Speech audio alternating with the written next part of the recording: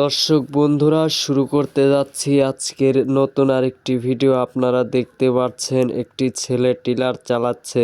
ছেলেটার বয়স 13 বছর। শুধু পেশা কাজ নয়, কাজের পাশাপাশি লেখাপড়াও করছেন।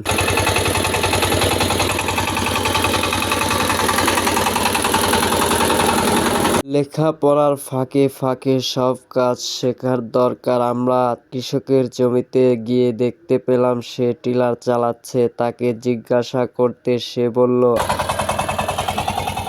পাবনা জেলা সাঁথিয়া থানা ধুলাউড়ি কাউসারিয়া কামিল মাদ্রাসায় লেখাপড়া করি। এই গাড়ি আমি চালাই না, আমার বাবা চালায়। আমি মাঝে মাঝে লেখাপড়ার পাশাপাশি এই গাড়িটা চালাই। দর্শক বন্ধুরা, সম্পূর্ণ ভিডিওটা দেখার জন্য অনুরোধ করছি।